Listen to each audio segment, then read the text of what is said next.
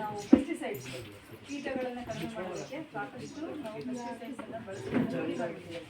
ಈಗ ನಾವು ಬಿಡುವಾಗ ಅದಕ್ಕೆ ತಕ್ಷಣವಾಗಿ ಗೊಬ್ಬರ ಹಾಕಿದ್ರೆ ನಮಗೆ ಇಳುವರಿ ಬರುತ್ತೆ, ಇಳುವರಿ ಬರುತ್ತೆ. ಇಲ್ಲ ಅಂದರೆ ಬರಲ್ಲ ಅಂದರೆ ನಮ್ಮ ತಲೆಯಲ್ಲಿ ಬಂದ್ಬಿಡುತ್ತೆ ಅಲ್ವಾ.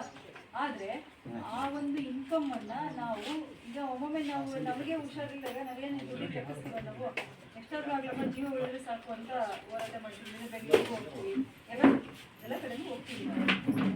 ಹಂಗಾಗಿ ಈಗ ಇವತ್ತಿನ ನಾವೇನು ಪರಿಸ್ಥಿತಿಗೆ ರೀಚ್ ಆಗ್ಬಿಟ್ಟಿದ್ದೀವಿ ಅಂತಂದರೆ, ನಾವು ಹುಷಾರಿಲ್ಲ ತುಂಬ ಸೀರಿಯಸ್ ಆಗಿದ್ದೀವಿ ಅನ್ನೋ ಪರಿಸ್ಥಿತಿ ರೀಚ್ ಆದರೆ ನಮ್ಮ ಮಣ್ಣು ರೀಚ್ ಆಗಿದೆ. ನಮಗೆ ಗೊತ್ತಾಗ್ತಾ ಇಲ್ಲ, ಯಾಕೆಂದ್ರೆ ಮಾತಾಡೋಕ್ಕೆ ಬರಲ್ಲ. ಅದು ಮಾತಾಡೋಕ್ಕೆ ಬಂದಿದ್ರೆ ಹೇಳೋದು ಮಣ್ಣು. ಆದರೆ ಮಣ್ಣು ಯಾವ ಥರ ಹೇಳ್ತಾ ಇದೆ, ನಮಗೆ ರೋಗ ಕೊಡ್ತಾರೆ. ಹೌದಾ? ನೀವು ಕೊಡಲ್ಲ. ಅದು ನನಗೆ ಎಷ್ಟಾಗುತ್ತೋ ಅಷ್ಟೇ ನಾನು ಮಾಡೋದು ಅಲ್ವಾ. ಮಾತಾಡೋಕ್ಕೆ ಬರದೇ ಇರೋಂಥ ಜೀವನಗಳಿಗೆ ಏನು ಮಾಡ್ತಾರೆ, ಆ ಒಂದು ಹಂತ ನಾವು ರೀಚ್ ಆಗಿರೋದ್ರಿಂದ ನಾವು ಏನು ಮಾಡಬೇಕು, ಇವತ್ತು ನಾವು ಸಂಕಲ್ಪ ಮಾಡಿದ್ರೆ ಸ್ವಲ್ಪ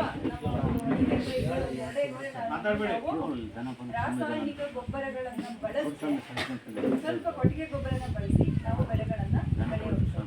ನೀವು ಹೇಳ್ಬೋದು ಮೇಡಮ್, ನೀವು ಹೇಳ್ತೀರಾ ನಾವು ಚೆನ್ನಾಗಿದ್ರಾಗೆ ನೀವು ಅಂದರೆ 15-20 ಕ್ವಿಂಟಲ್ ಬರುತ್ತೆ, ಇಲ್ಲ ಹಾಕಿದ್ರೆ ನಾವು ಈಗ ಅಷ್ಟು ಹಾಳು ಮಾಡ್ಬಿಟ್ಟು ವಿಷ ಆಗೋಗ್ತದೆ. ಮತ್ತು ರಿಕವರಿ ಆಗೋ ಟೈಮ್ ಬೇಕಲ್ಲ. ಜ್ವರ ಬಂದು ನೀವು ಒಂದೇ ದಿನಕ್ಕೆ ರಿಕವರಿ ಆಗ್ಬಿಡ್ತೀರ ಅಲ್ವಾ. ಒಂದು 3-4 ದಿವಸ ಬೇಕಲ್ಲ. ಈಗ ಬೇರೆ ವೈರಲ್ ಫೀವರ್ ಬಂತಂದರೆ ಒಂದು ವಾರ ಬೇಕು ಚೇತರಿಸ್ಕೊಳ್ಳಿ. ಮತ್ತು ಮಣ್ಣಿಗೆ ಸ್ಪೇಸೇ ಕೊಡಲ್ಲ ಅಂದರೆ ನಾವು ಬರೀ ಏನು ಹೇಳ್ರಿ ಎಲ್ಲದನ್ನು ಇನ್ ಟರ್ಮ್ಸ್ ಆಫ್ ಎಕಾನಮಿ ಅಂದರೆ ದುಡ್ಡನ್ನ ಲೆಕ್ಕ ಹಾಕ್ತಾ ಇದ್ದೀವಿ ನಾವು. ಬಟ್ ಮಣ್ಣಂಗಿಲ್ಲ.